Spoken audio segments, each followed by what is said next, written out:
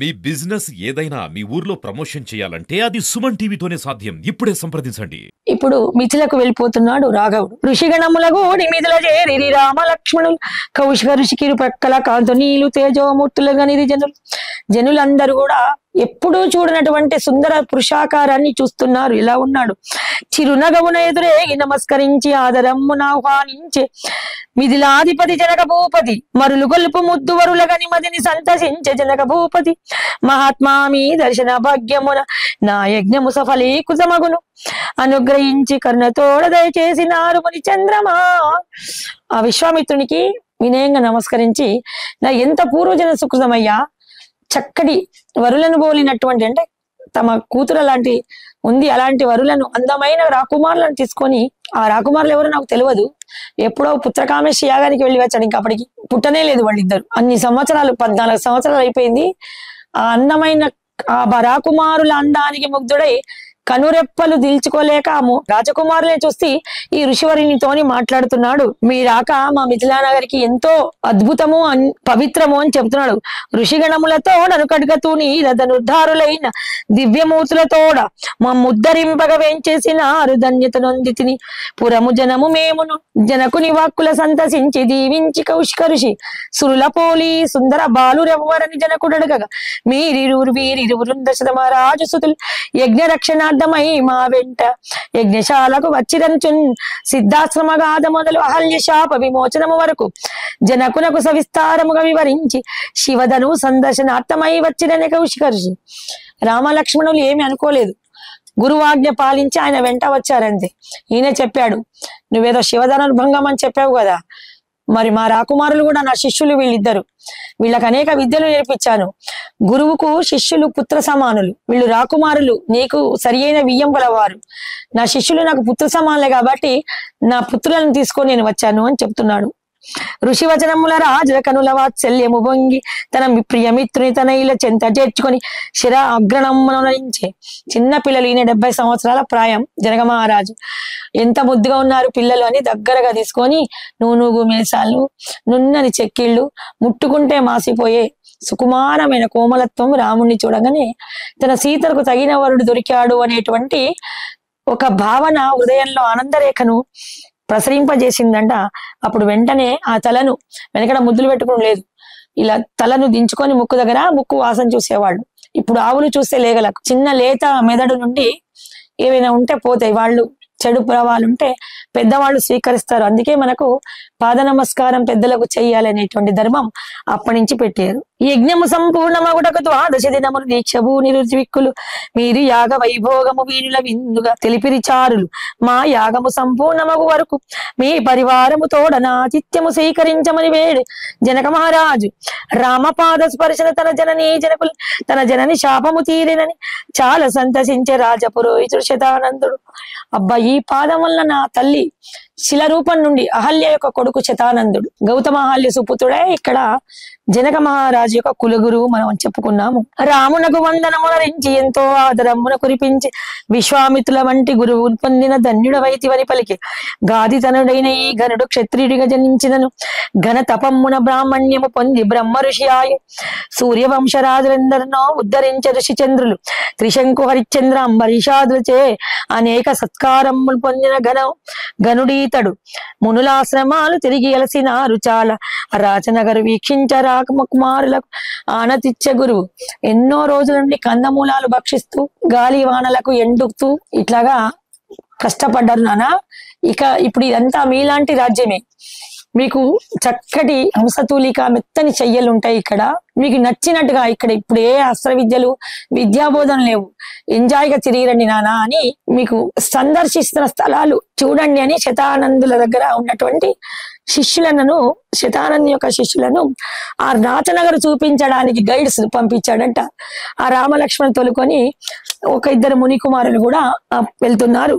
ఎట్లా ఉందంటే, మునుముందే అతి సుందరమైనది ఆ మిథిలా నగరము మైథిలీ జనానమరింత సోయమాల సోయగంబుల మెరిసిపోవుచుండే మందహాసాలము కుందుని ఆగమనంబున శతకోటి ఆమనులు జనకపురిని చేరినేడు. ఆయన సుమశరుణ్ణే కన్నటువంటి వాడు. అందానికి ప్రతీక మనం ఏం చూస్తాము, మన్మధుడు. ఆ మన్మధుడినే కన్నటువంటి వాడు తండ్రి ఎంత అందంగా ఉంటే కుమారుడు అంత అందంగా ఉంటాడు. కుమారుని యొక్క అందం ఇక్కడ ముఖ్యం కాదు, తండ్రి నుంచి వచ్చిన జ్ఞానము, తండ్రి నుంచి వచ్చిన అందము. అటువంటి చాలా అందమైన నగరు. ఆ నగరులో ఆది పరాశక్తి సీతాదేవిగా ఉద్భవించి నడయాడుతున్నది. ఇంకా దానికి సుపరిమళాలు అద్దినట్టుగా మన సుందరాకారుడు నీలమేఘ శ్యాముడు కాలుడియాడు ఇప్పుడే. అందుకే అది వేల సూర్యులాగా నగర శోభ అంత అందంగా ఉందట. ఎట్లా ఉంది? శతకోటి ఆమనులు జనకపురిని చేరనేడు. ఇప్పుడు వస్తోంది వసంత ఋతువు. ఒక్క వసంతం వస్తేనే మామిడి పూతలు, మల్లె పూతలు, చల్లటి గాలులు, చక్కటి నీళ్లు, ప్రవాహం గల నీళ్లు, వర్షాకాలంలో నిల్వ ఉన్న నీళ్లు కాదు, ఇసుక తేరులు, వెన్నెలలు, చైత్రపు వెన్నెలలు. ఈ వసంత ఋషు శోభలతోనే ముందుగే చక్కగా ఉంది. అంటే ఇప్పుడు ఆ రాముడు వస్తే శతకోటి అంటే 1,000,000 వసంతాలు ఒక్కసారిగా మిథిలా నగరాన్ని చేరియ అన్నట్టుగా ఉందట. పురములోని తరులన్నీ పులకించి పాడే రామచరణముల కదలికలకై విరులదారులు పరిచే యాగాత్తమై వెచ్చేసిన ముని పొంగవులు ఒకవైపు స్వయంవర కాంక్షతోడరుదెంచను పశ్రేష్ఠులు కొందరు దేశ దేశాల ప్రముఖులతోడ శోభాయమానముగాగా కళ్యాణ శోభల మిలమిలలాడి మెరిసిపోవగా సాయం సంధ్యా సమయంబున సౌమిత్రి గూడి వ్యాహాళికై నడవసాయ వటపత్రశాయి. జై శ్రీరామచంద్ర మహారాజుకి జై. అడుగులో అడుగు వేసి సింహ మధ్యముడు, సన్నని నడుము, విస్తారమైన వెన్ను, చక్కటి పెరుదులు, చక్కటి పిక్కలు, లేత కోమలమైన పాదాలు. అలాగా నడుస్తుంటుంటే ఆ చెట్లకున్న పూలన్నీ తమకు తానిమే ఆ వటపత్రశాయికి విరుల దారలు పరుస్తూ తమకు తామే రాలి స్వాగతాలు పలుకుతున్నాయట. రామచంద్రుని నడకలోని రాక్షచీవి చూడగా చంద్రకాంతులు వేయి వెంట నడచనేమో. వెన్నెల నడుస్తున్నట్టుగా ఉందట. ఒక కరువ ఏర్పడుతుంది తల చుట్టూ, ఒక చంద్రునిలాగా ఒక తేజస్సు అనేటువంటి దేవతల ఫోటోలకు ఉంటుంది తెలుసా వెనకకి. అలాగా ఆ రామచంద్రునికి ఒక దివ్య తేజస్సు తల వెనుక భాగాన ఒక దీపం నడుస్తున్నట్టుగా ఉందట. రమ్యమైన రాముని కోమల రూపము రహదారులు నడుచు వారిని నిపివేసే క్షణము. అంత సౌందర్యమైన రూపాన్ని ఆ నగరంలో ఇంతవరకు ఎవరు చూడలేదట. కోటి కాంతల కోమలత్వము ముగ్ధ మోహనంబున ఎతుల మతులు మరులు కొని కదలవాయి. మన విశ్వామిత్రుడు కూడా తడవకు రాముడిని వెనకకు చూస్తూ నడిచేవాడు. అలాగా ఇప్పుడు అనేక దేశాల నుంచి వచ్చినటువంటి ఋషిగణాలు కూడా సాయం సంధ్య వేళ నది స్నానం చేసి వస్తున్నటువంటి వాళ్ళు, నది స్నానాలకు ఇంకా వెళ్తున్నట్టు వాళ్ళు ఆ రహదారిలో చిరునగవుతో కోల కళ్ళు చెవుల వాకు సాగిన పెద్ద విశాల నేత్రాలు, ఆ రెప్పలు చెప్పల మీద పడుతున్న రెప్పలు, కోటేరి ముక్కు, నునుగారు చెక్కిళ్ళు, సన్నని మీసము, సన్నని నడుము, వెడల్పైన వెన్ను, బలమైన భుజములు, ఆ విల్లు పట్టుకొని రాచ టీవీగా అడుగు వేస్తూ నడుస్తున్నటువంటి ఆ రాముని రూపం మతి పోగొడుతుంటే వచ్చిన పని ఏంటో మర్చిపోయి ఆ కలశాలు, కమండలాలు, దండలాలు పెట్టుకొని ఆ రాముణ్ణి చూస్తూ నమస్కరించలేకుండా ఉండలేకపోతున్నారట. ఎవరో తెలియకుండా 2 చేతులెత్తి ఆ మునులందరూ తలను వంచి వినమ్రంగా నమస్కరిస్తుంటే మన పురుషోత్తముడు కూడా వాళ్ళకు నమస్కారానికి ప్రతి నమస్కారమే మన సంస్కారం అని చెప్పాలి. కొంతమంది అహంభావులు ఉంటారు, మనం నమస్కరిస్తుంటే ఇలా వెళ్ళిపోతుంటారు. రాముని చూసి నేర్చుకోవాలి.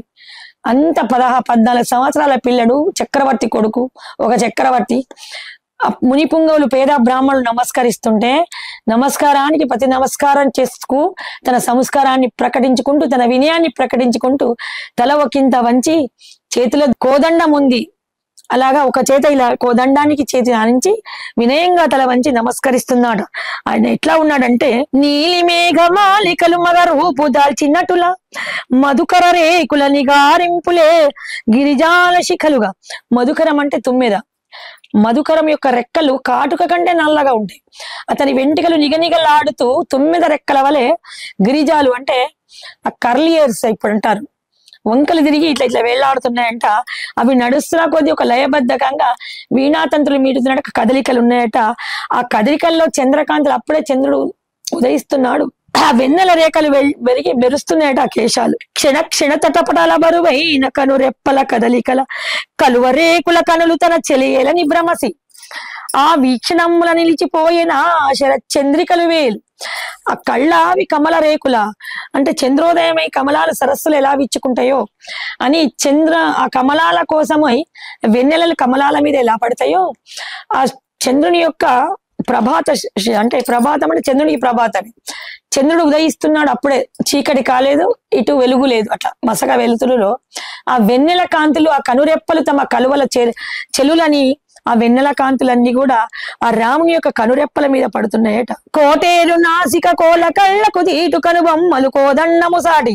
ఆయన చేతిలో ఉన్న కోదండం ఎలా కూడా ఉందో కనుదోయి నిండి చివరి చెవి వరకు పాకినటువంటి సన్నటి బొమ్మలు కోదండంలాగానే మెరిసిపోతుందట.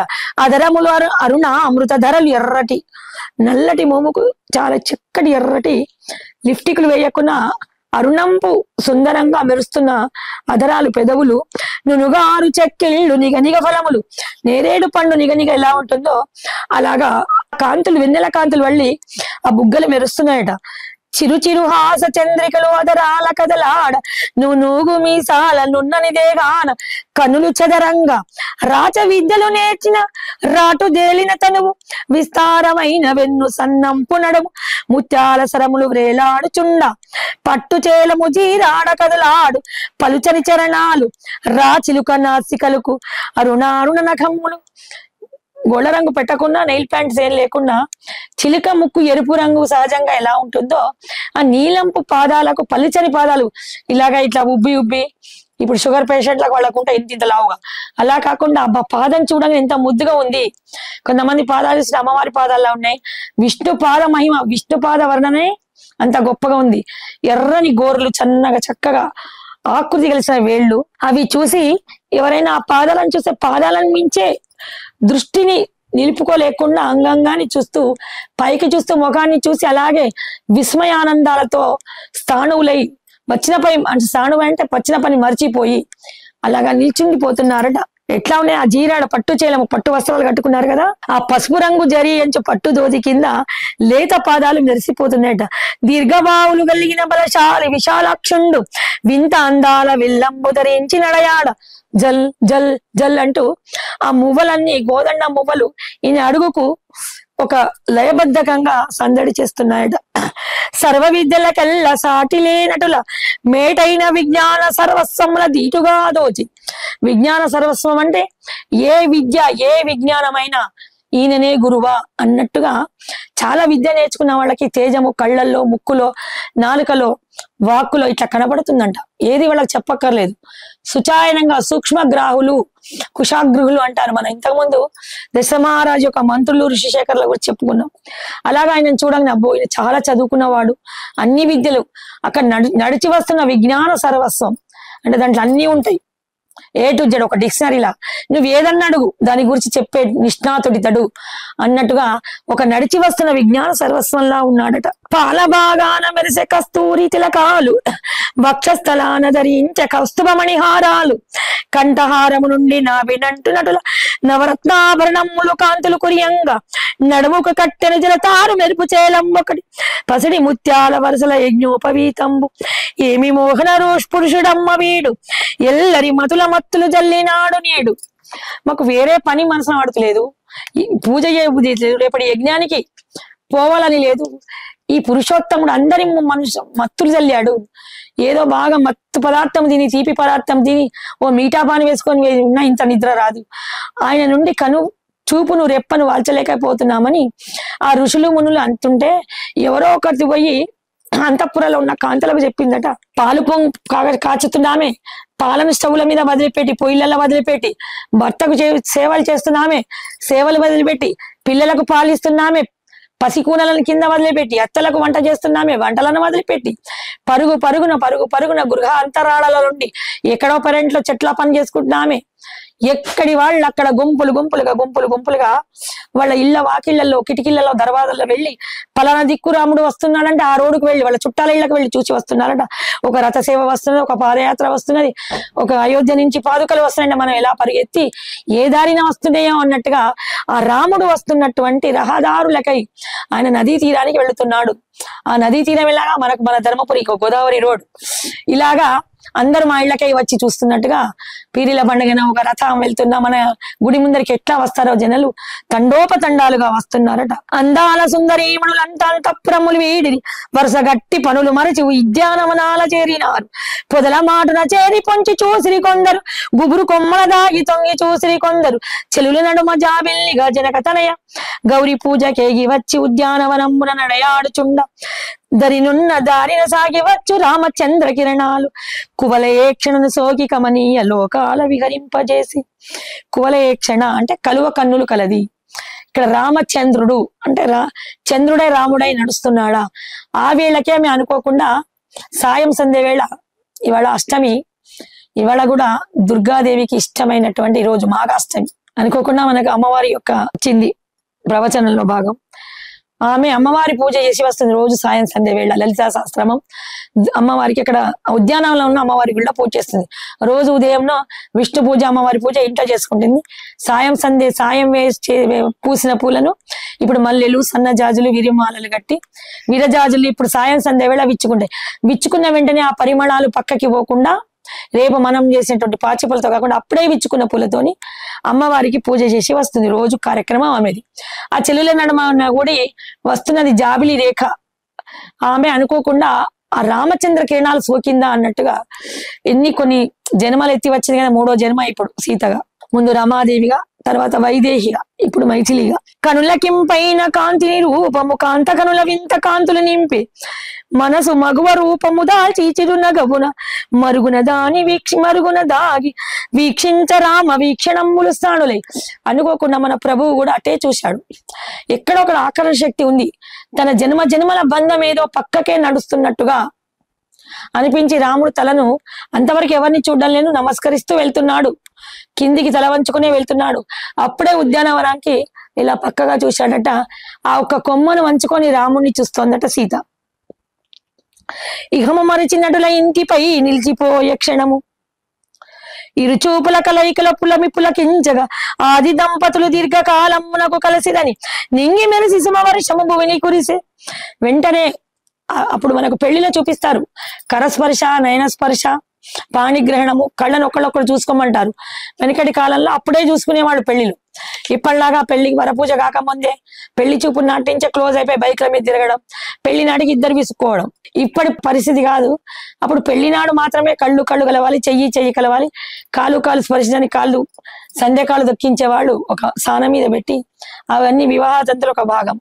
ఇప్పుడు ఆది దంపతులైనటువంటి లక్ష్మీనారాయణల కళ్ళు కలిసాయి కాబట్టి దేవతలు కూడా చాలా హర్షించి పుష్పవర్షి కురిపించారట. సౌమిత్రి స్పర్శన కనుల కళ్ళాలు కదిలి రాఘవుండు. ఇక అన్నయ్య అట్లా అమ్మాయిలను చూడడం తప్పు అని ఇలా చెయ్యి పెట్టి నొక్కాడట. లక్ష్మణుడు మనకు రాముడికి స్పీడ్ బ్రేకర్. ఎప్పుడు ఆయన చెయ్యి నొక్కంగానే సరే వేరే పరకాంతను అట్లా చూడకూడదు అన్నయ్య, మనం వెళ్దాం, అందరు మనం చూసి ఏమనుకుంటారనే ఆ భావన స్పర్శలు కనబడింది. ఇక తలదించుకొని వేగాన అడుగులు సాగిస్తున్నాడు. నగర వీక్షణమున మనసు పోక విడిది చేరే విమల అంతరంగుడు. ఎప్పుడైతే సీతమ్మని చూశాడో మనసు పారేసుకున్నాడు. సీతమ్మ కూడా రాముడిని చూసిందో ఆమె పూజ గావించుకుంటే వచ్చింది కాబట్టి గబగబా చెల్లులతో ఇంకా కాసేపు దాగుడు మూతలాడి వచ్చేది. ఇంకా ఎప్పుడు మనసు పోక గబా వెళ్ళి అంతఃపురం చేరుకున్నంత నడిరేయి గడిచినగాని కనుల కునుకు రాదు, రెప్పవాలినంతనే వేయి కిరణాల జాబిల్లి ముందు నిలుచు. రాముడు నిద్రపోవాలని ఎంత ప్రయత్నించినా సంధ్యావందనాలు అవన్నీ కూడా ఏదో తాత్కాలికంగా చేశాడు. రాత్రి డిన్నర్ చేయాలని ఆలోచన లేదు. అల్పాహారం కూడా తినకుండా కళ్ళు మూసుకుంటే చాడు ఆమె రూపము, ఆ కొమ్మను వంచినటువంటి ఆ రూపమే కనుల ముందు కదులుతోందంట. అటునిటి కదిలే తల్పమున పైన అంబుజాక్షుడు కనులు కాక్షించవనిత రూపము గనగ హృదయము వంతపాడే. కనులు పదే లేవు, చూడు మళ్ళొకసారి చూడు అంటే ఉదయం సరే పద అంటున్నట్టు రాముడికి కూడా. అంతఃపురమున సీతకు వింతగాయ మానసంబు హంసతూలికా తల్పంబు అలుపు తీర్చదాయ. అన్నపానముల మీద మనసు పోదు, చెలుల పరిహాసంబులేవి చెవుల సోకుతలేదు. అద్భుత శక్తి ఏదో ఆవరించినటుల అపరించబడ్డ హృదయాన బాల బేలాయ. ఇంకా ఆమె మనసు పరిపరి విధాల పోతున్నది, దేని మీద మనసు లేదు. అద్భుతమైన శక్తి ఏదో అలరించినటులా అపరించబడ్డ హృదయాన బాల బేలాయ. దృష్టి దోషం అని సునైన సుతన్గని ఉప్పు మిరప తెచ్చి దిష్టి దీంచి.